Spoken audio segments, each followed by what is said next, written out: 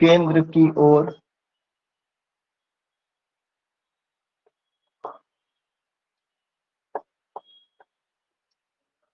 उन्मुख है।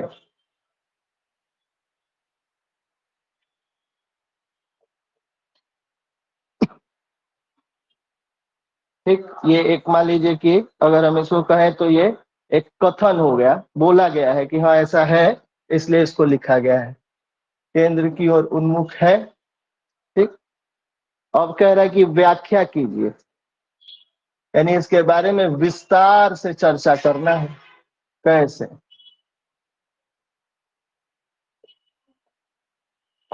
इंग्लिश वाले लिख लेंगे, the Indian federal structure is constitutionally oriented towards the center, oriented towards the center, explain।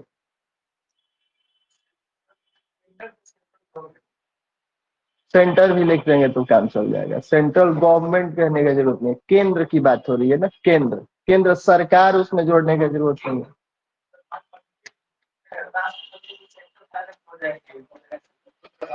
Centre ठीक है, उसमें कोई दिक्कत नहीं है, सेंटर ठीक। ठीक, अब देखिए यहाँ जब ये कह रहा है एक्सप्लेन, व्याख्या कीजिए, तो व्याख्या करने के लिए अब आप पूर्णतः स्वतंत्र हैं और आपने एकात्मकता के लक्षण पढ़े हुए हैं। ठीक, और वो 3 स्तरों पे होते हैं, आप ये भी जानते हैं। कौन कौन से 3 स्तर हैं? विधायी, प्रशासनिक और वित्तीय। अगर हम उसके हिसाब से सिर्फ उतना लिख दें जो कि लिखा जा सकता है जब प्रश्न का उत्तर 150 शब्द में देना हो तब, वहां सिर्फ उतना ही, थोड़ा सा ऊपर हम फेस बना दें, हेड जिसको बोलते हैं, थोड़ा सा हेड उसका लिखें, मतलब कि थोड़ा सा संघीय ढांचा जो है भारत का उसको थोड़ा सा बता दें और सीधे नीचे से आके एकात्मकता के बारे में पैराग्राफ चेंज करके लिख दें, तो कि ये तरीका हो सकता है 100-150 शब्द में अगर लिखना है तो शॉर्टकट में। लेकिन अगर 400 शब्द में आ गया, मैं वही फ्रेम करवा दे रहा हूँ 400 शब्द वाला, 150 शब्द वाला तो आसान है, हो जाएगा। अगर 400 शब्द में आ जाए लिखने को, तब ऐसी स्थिति में फिर हमारे सामने प्रश्न होता है कि हम कैसे लिखें कि एक विस्तार हो जाए उत्तर का। क्योंकि यहाँ कह रहा है व्याख्या कीजिए, यानी कि एक्सप्लेन कीजिए, एक पूरा सिनेरियो, उसका पूरा एक तरीके से बताइए। तो अब आप यहाँ स्वतंत्र हो जाते हैं कि भारतीय संघीय ढांचे को कनाडा से जोड़ सकते हैं और अमेरिका से जोड़ सकते हैं, कि अमेरिका से कैसे आप कनाडा से अमेरिका का जो फेडरल स्ट्रक्चर है कैसे अलग है, और कनाडा में क्या है और हम कनाडा के कितने नजदीक हैं, ये सब चीज आप यहाँ बताने के लिए स्वतंत्र हो जाते हैं। कुछ शब्द आप वहां तो दे ही सकते हैं, करीब करीब 150-200 शब्द आप आराम से लिख सकते हैं, एकदम धूमधाम से लिख सकते हैं, कोई दिक्कत नहीं है, बढ़िया से लिखना है। तो पहले हम शुरू करेंगे और पहला जो हमारा पैराग्राफ होगा, मैं बार बार कहता हूं कि मैं बताऊंगा जरूर, लेकिन आप मुझे कॉपी मत कीजिएगा, आप अपनी शैली को डेवलप कीजिएगा। तो सबसे पहले तो हमें बता देना है कि भारतीय संघीय ढांचा है क्या। ठीक, सबसे पहले इसी को बताइए, ठीक है ना। तो हमारा जो पैरा फर्स्ट होगा, इसमें हम बताएंगे कि भारतीय संघीय ढांचा क्या है। इसके बारे में 4-5 लाइन में हम एक लिखेंगे। क्या लिखेंगे मैं बोलता हूं, और इंग्लिश में भी बोलूंगा, हिंदी में भी बोलूंगा, तो ध्यान से सुनिएगा।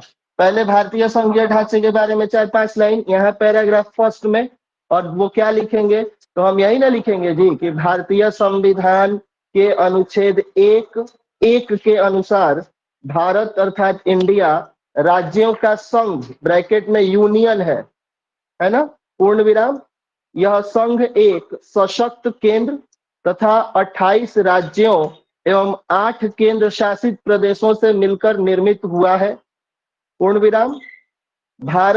भारतीय संघ विभिन्न राज्यों के मध्य किसी समझौते का परिणाम नहीं है और किसी भी राज्य को भारत संघ से पृथक होने का अधिकार नहीं है। इतना आपने जब यहाँ लिख दिया 4-5 लाइन में, तो एक ठीक ठाक आपने शॉर्टकट में संघीय लिखा, और भी बहुत कुछ जा सकता है, मैंने ये लिखा है। ये 4-5 लाइन आपने यहाँ लिख दिया। इंग्लिश में अगर लिखेंगे तो according to article 11 of the Indian constitution, India is a union of states. This union is formed by a strong center and 28 states and 8 union territories. Full stop.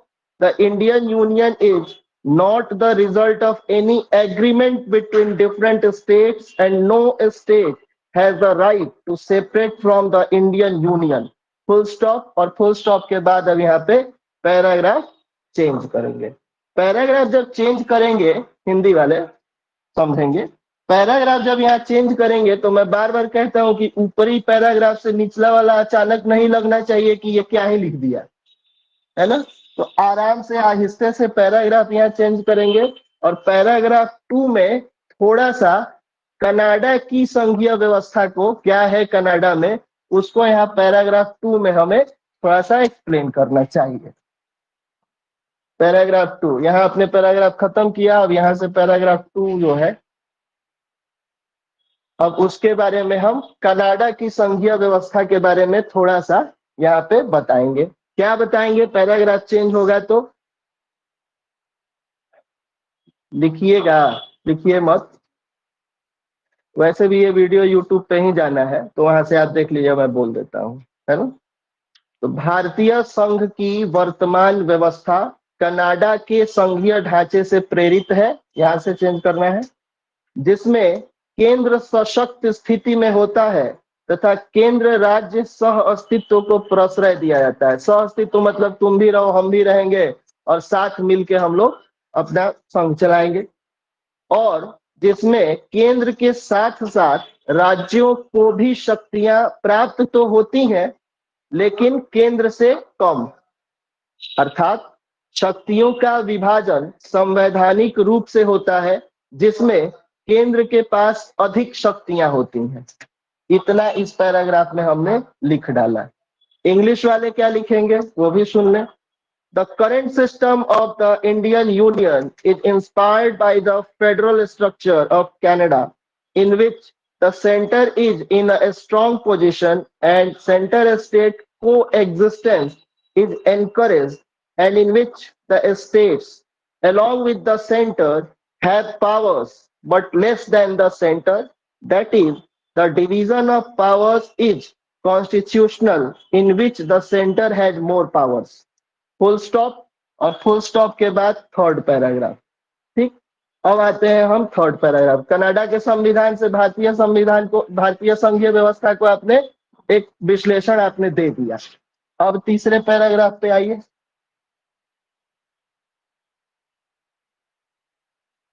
अब तीसरा पैराग्राफ हमारा ये होगा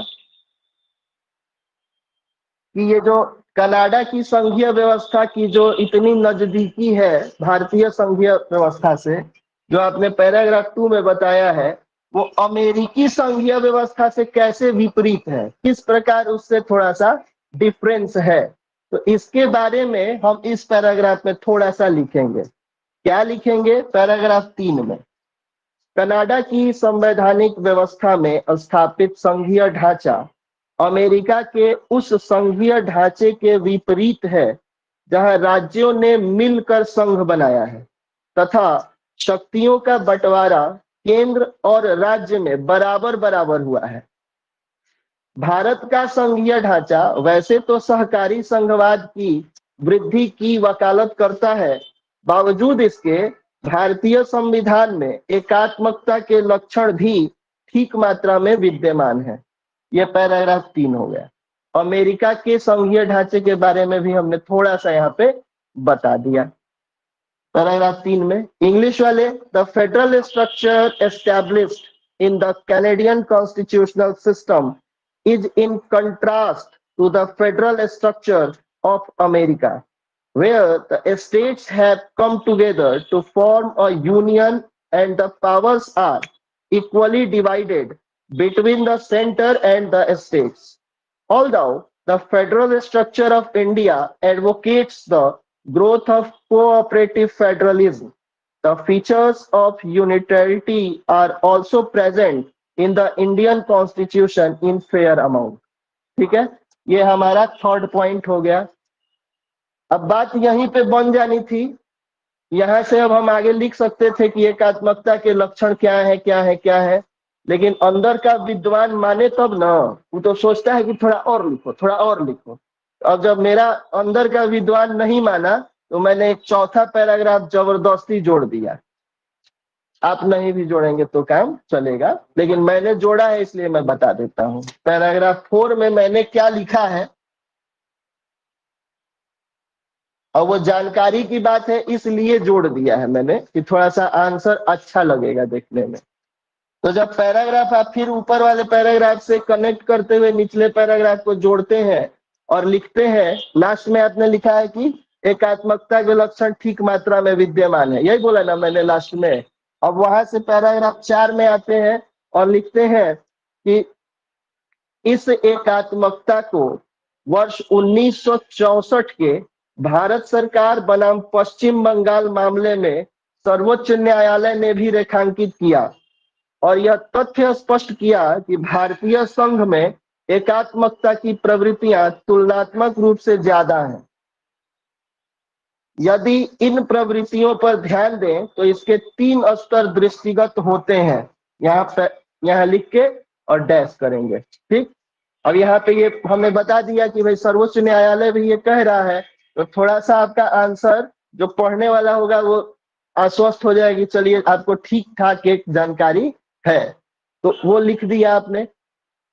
इंग्लिश वाले क्या लिखेंगे, पैराग्राफ चेंज करके, this unity was also underlined by the supreme court in the government of India versus West Bengal case of 1964 and it was clarified that the tendencies of unity in the Indian Union are comparatively more. If we pay attention to these tendencies, then its 3 levels are visible. ये लिख के dash करना है, paragraph 4 की ही बात हो रही है। जब ये लिख के डैश करेंगे उसके बाद 3 स्तर पहले बता दीजिए कि क्या है वो 3 स्तर जिसपे आपको एकात्मकता दिखती है, यूनिटैरिटी दिखती है। तो यहाँ पे ये चीज यहाँ पे मैं ऊपर बना रहा हूँ। यहाँ से पैराग्राफ चेंज करने के बाद और जब आपने डैश दे दिया तो नीचे ये वाला एक चित्र बना दीजिएगा,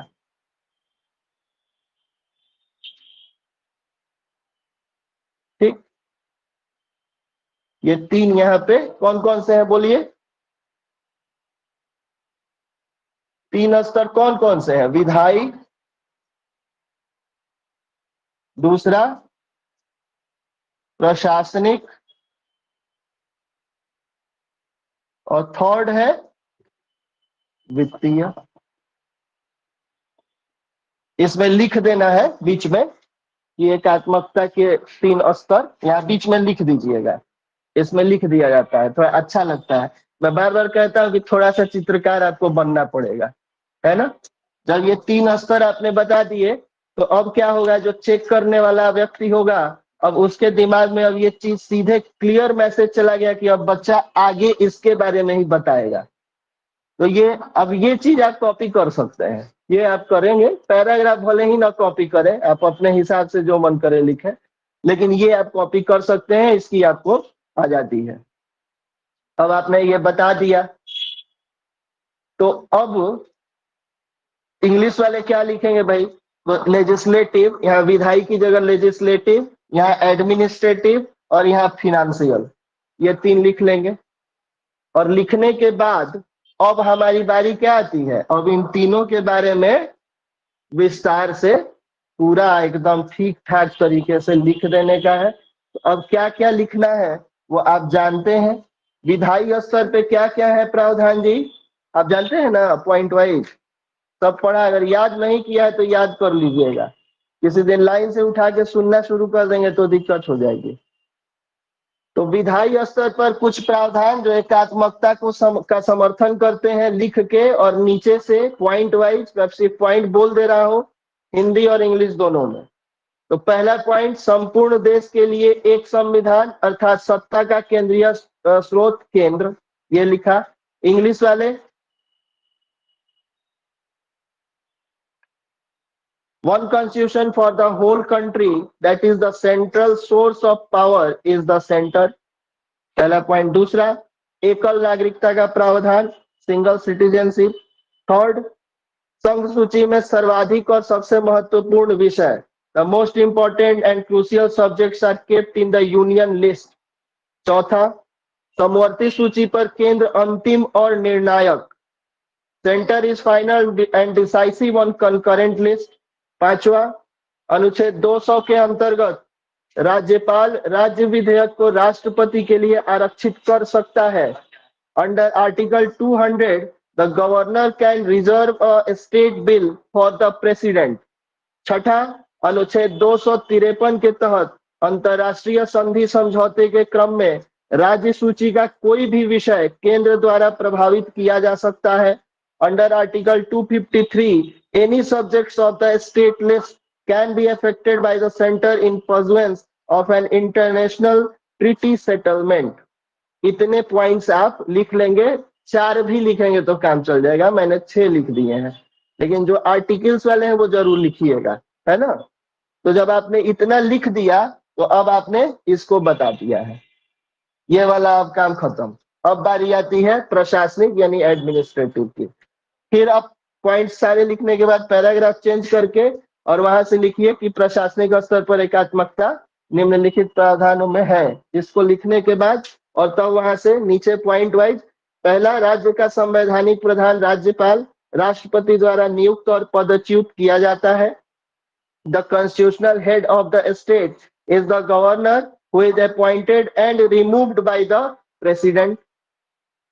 दूसरा, अखिल भारतीय सेवाओं के माध्यम से राज्यों पर केंद्र का नियंत्रण सशक्त हो जाता है। The centres control over the states is strengthened through the all India services. ठीक।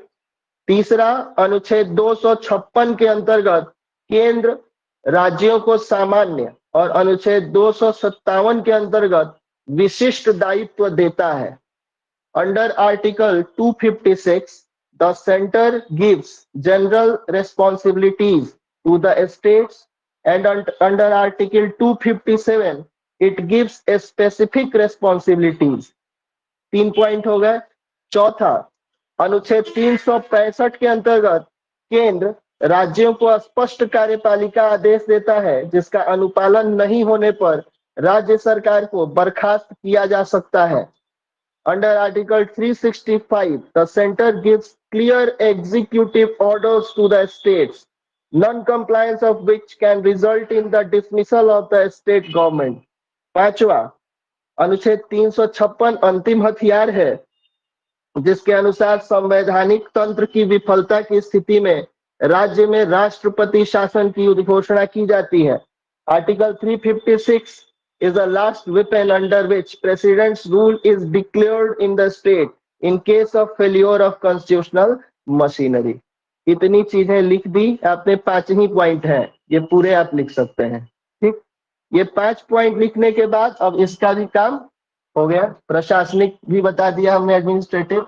अब आते हैं इस पे, वित्तीय पे। अब जब वित्तीय पे आएंगे तो फिर एक छोटा सा एक लाइन जोड़ेंगे और लिखेंगे कि वित्तीय स्तर पे एकात्मकता के लक्षण इस प्रकार है, और लिख के और नीचे से इसको अब मैं बताने जा रहा हूं वित्तीय में क्या क्या पॉइंट होंगे। तो वित्तीय में जो पॉइंट होंगे उसमें पहला, ये राज्य अधिविकर्ष ओवरड्राफ्ट, ब्रैकेट में जरूर लिख दीजिएगा ओवरड्राफ्ट, जहां हिंदी क्लिष्ट हो वहां इंग्लिश ब्रैकेट में देवनागरी में लिख देनी चाहिए, है ना, नहीं तो फिर जो चेक करने वाला होगा वो समझ नहीं पाएगा, फिर आपके नंबर कट जाते हैं। तो अधिविकर्ष को ओवरड्राफ्ट कहते हैं। कर सकेंगे या नहीं यह केवल केंद्र निर्धारित करता है। Whether states can do overdraft और not is decided only by the centre, पहला। दूसरा, लेखा परीक्षण संघ सूची का विषय है जिस कारण राज्यों पर केंद्र का नियंत्रण बना रहता है। Audit is a subject of the union list due to which the centre maintains control over the states. Third, केंद्र सरकार के पास प्रमुख और अस्थायी राजस्व स्रोत जैसे आयकर, कारपोरेट कर, सीमा शुल्क और केंद्रीय उत्पाद शुल्क है। राज्यों को सीमित राजस्व स्रोत दिए गए हैं जो उन्हें केंद्र पर निर्भर बनाते हैं। The central government has major and permanent revenue sources such as income tax, corporate tax, customs duty, and central excise duty, while states are given limited revenue sources which make them dependent on the center. चौथा, अनुच्छेद 275 और 282 के तहत केंद्र सरकार राज्यों को विभिन्न प्रकार के अनुदान और सहायता प्रदान करती है। यह राज्यों को केंद्र पर निर्भर बनाता है। Under article 275 and 282, the central government provides various types of grants and assistance to the state. This makes the states dependent on the center. और लास्ट पॉइंट जो हमारा होगा इसका वित्तीय का पांचवा, संविधान के 101वें संशोधन द्वारा जीएसटी लागू किया गया है जिसमें केंद्रीय और राज्य सरकारें मिलकर काम करती हैं। इसके बावजूद केंद्र सरकार का नियंत्रण जीएसटी परिषद और कर संग्रहण में अधिक है। GST was implemented by the 101st Amendment of the Constitution, in which the central and state governments work together. However, the central government has more control over the GST Council and tax collection. ये last में आपका इसका point खत्म होता है और इस point के खत्म होने के बाद अब लास्ट पैराग्राफ आपका आने वाला है ना, सबसे अंतिम। ये सब लिखने के बाद तीनों के बारे में आपने वर्णन कर दिया है, तीनों के बारे में एक ठीक ठाक 1 पेज 1.5 पेज का जो भी आपका हो जाए। उसके बाद लास्ट में यहाँ पे पैराग्राफ 5, पैराग्राफ 5 में निष्कर्ष। अब निष्कर्ष में हम क्या करेंगे, तो अब लिखेंगे कि निष्कर्षतः उपरोक्त विवरण यह स्पष्ट करने में सक्षम है कि भारतीय संघीय व्यवस्था में एकात्मकता के गुण ठीक मात्रा में विद्यमान है और ये गुण कहीं ना कहीं भारत के अखंड स्वरूप को बनाए रखने के लिए आवश्यक भी है। इतना आपने लिख दिया और आपका काम खत्म, आंसर खत्म। अब एकदम खुशी पूर्वक आप ये कह सकते हैं कि हाँ मेरा आंसर हो गया। इंग्लिश वाले, in conclusion the above description, English वाले लिख लें अगर लिखना चाहे तो, निष्कर्ष लिख सकते हैं। In conclusion the above description is capable of making it clear that the quality of unity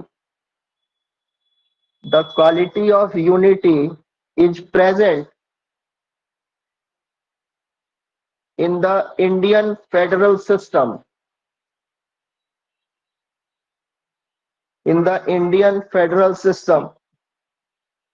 in appropriate quantity, and this quality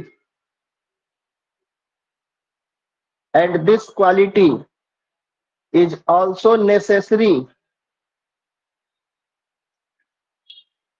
to maintain the integrated form of India। हो गया, लिख लिया आपने?